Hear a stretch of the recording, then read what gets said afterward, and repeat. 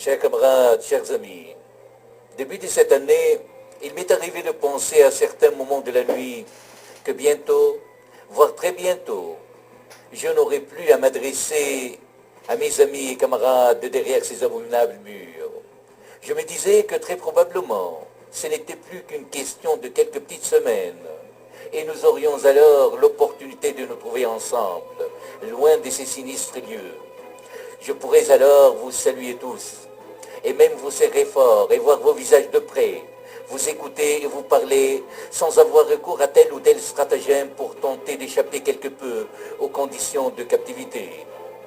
Bien entendu, je me disais aussi que l'on aurait largement le temps pour discuter et tirer les leçons de ces initiatives solidaires que vous avez su développer tout au long de mes années de captivité. Comme beaucoup d'autres camarades et amis, je regardais avec particulière attention les divers messages et conseils et autres exigences adressées aux autorités de mon pays. Camarades, à partir de mi-février, les manœuvres du gouvernement français ne laissaient plus guère présager une issue favorable à court terme. En effet, après quelques mois de tergiversation, le gouvernement a tranché. Pas question de libérer Abdallah. Tout naturellement, les magistrats de la Cour de cassation sont toujours là pour habiller et avaliser la décision. Certainement, ils ne sont jamais à court de formules lapidaires. La demande de libération n'est pas recevable. Ainsi fut leur jugement prononcé ce 4 avril. Certainement, camarades, vous n'êtes pas sans savoir que durant tous ces derniers mois, les initiatives solidaires ont fleuri un peu partout, ici en France et ailleurs de par le monde, et tout particulièrement au Liban. Et c'est toujours dans le cadre légal des lois en vigueur dans ces divers pays. Cependant, ou peut-être c'est pourquoi, les autorités impérialistes concernées directement ont estimé qu'il vaudrait mieux casser la décision du tribunal de l'application des peines ainsi que celle de la cour d'appel et me garder encore ici dans les geôles de la République. Comme toujours, ces criminelles autorités réactionnaires estiment qu'avec le temps, tout finit par s'essouffler, s'épuiser et peut-être même disparaître.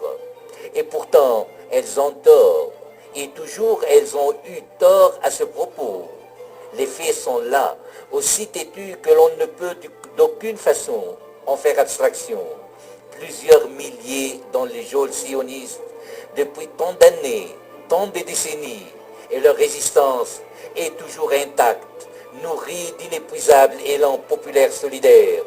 Camarades, comme vous savez, ces jours-ci, on commémore chez nous la Nakba de 1948. Elle est toujours là, une blessure béante, une blessure toujours saignante. Tout un peuple y est lié, elle est partout, elle est dans tout. Elle est les camps des réfugiés et les ruelles de la misère, et les massacres et la terreur et l'humiliation à tout moment. Elle est les vieux et les moins vieux, attendant toute une vie l'heure du retour, gardant en main avec tendresse des vieilles clés qu'on se les passe de pères en fils jusqu'à nos jours. Elle est le crime qu'on reproduit devant les yeux de tout le monde. Les impérialistes de tous bords y ont participé et continuent à cautionner d'une manière ou d'une autre la spoliation et la destruction de tout un peuple. Comme vous voyez, chers camarades, la Nakba, loin d'être un moment douloureux d'un passé lointain qu'on cherche à commémorer par respect aux ancêtres, elle est le vécu quotidien de tout un peuple. De ses entrailles surgissent toujours de longs cortèges de fidaïines et des enfants de l'intifada. Elle est la Palestine de tous les jours. Camarades, jadis un certain Ben Gurion, comme tous les criminels réactionnaires des années 40, disait à ceux qui l'avertissaient de la révolution palestinienne, les causes aussi vieillissent avec le temps et finissent à leur tour par mourir et disparaître. Cependant, plus de 6 décennies plus tard, la Palestine est toujours là, aussi vivante que résistante.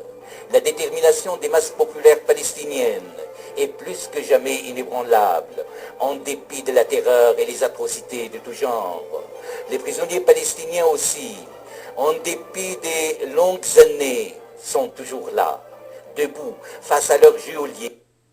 incarnant la résistance héroïque de la Palestine et prouvant à tous les Bengorions que la Palestine non seulement vivra, mais elle vaincra certainement. La solidarité est une arme, camarades, faisons-en bon usage.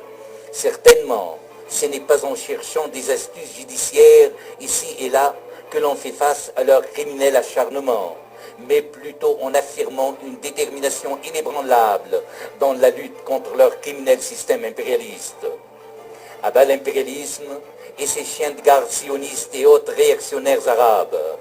Gloire aux masses populaires en lutte. Honneur aux martyrs, ensemble camarades. Et ce n'est qu'ensemble camarades que nous vaincrons. Mes plus chaleureuses salutations à vous tous. Votre camarade Georges Ibrahim Abdallah.